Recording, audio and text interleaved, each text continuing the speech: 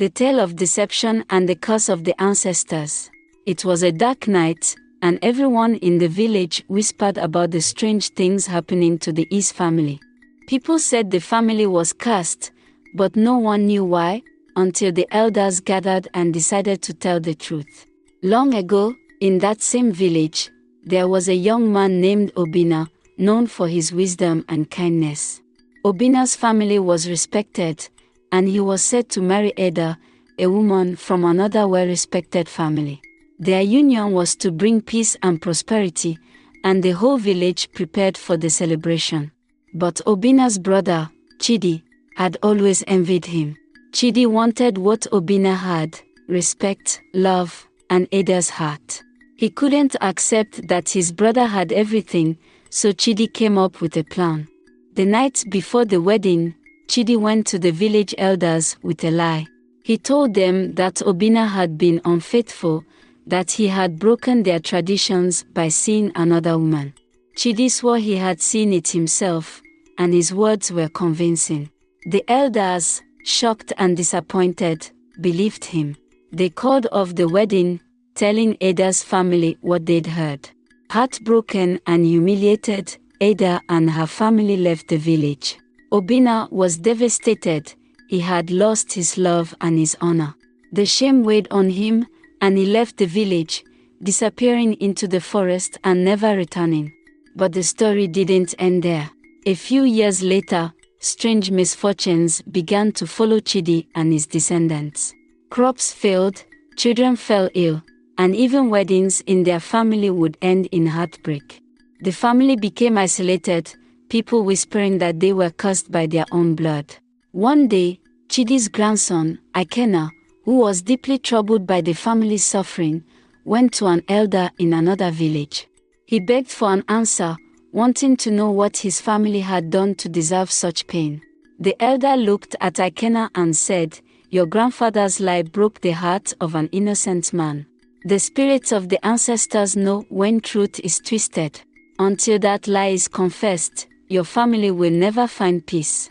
Haunted by the elder's words, Ikenna returned to his village and gathered his family.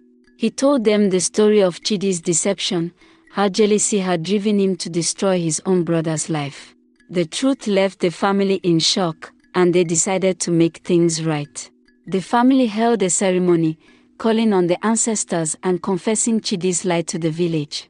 They poured libations, seeking forgiveness, and promised to honor Obinna's memory. The villagers, witnessing their sincerity, forgave them. They could see the pain the family carried and knew the curse was punishment enough. From that day, the curse began to lift. The East family's crops grew again, children were born healthy, and happiness returned. The truth, though buried for generations, had finally set them free. As the story ended, the elder looked at the children gathered around the fire. "Remember," he said, "the ancestors watch over us, and deception will always bring its own punishment. Only the truth can heal." Years passed after Ikenna's family lifted the curse by confessing Chidi's lie. The village had forgiven them, and peace returned.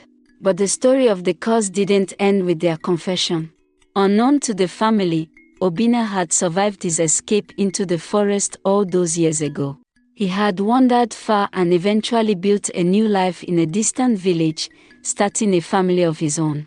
One day, Ikenna met a traveling merchant in the village market. As they chatted, the merchant mentioned hearing tales of a wise old man who had once lived in the forest and founded a village. The merchant said this man, known as Obinna, spoke of betrayal and loss but found a new family where he was respected. Intrigued and shocked, Ikenna realized that this old man might have been his ancestor's brother. Determined to uncover the truth, Ikenna set out to find this distant village. After days of travel, he arrived and sought out the family of Obinna. The people welcomed him, and soon he found himself standing before Obinna's daughter, an elderly woman named Amaka, who was now the head of her father's family. When Ikenna introduced himself as a descendant of Chidi, Amaka's expression grew serious. She invited him into her home, where they sat around a small fire, and Ikenna began to speak. He told Amaka about his family's curse, his grandfather Chidi's lie, and how the family had finally lifted the curse by confessing. He spoke of his journey to find her and ask for forgiveness on behalf of his ancestors. Amaka listened silently, her gaze steady. Finally, she said, "My father, Obinna, never forgot his home or his family. He was hurt deeply, but he forgave his brother in his heart before he passed. Yet his pain remained, and he told us to remember it as a lesson to never let jealousy destroy what we have." Amaka then revealed that Obinna had left a small wooden carving, a piece of his past he had carried from their original village. She gave it to Ikenna, saying, "Take this back to your family as a reminder. Let it be a symbol of peace and the bond between our families." Ikenna returned to his village, carrying Obinna's carving. He gathered his family, shared the story of Obinna's forgiveness, and presented the carving.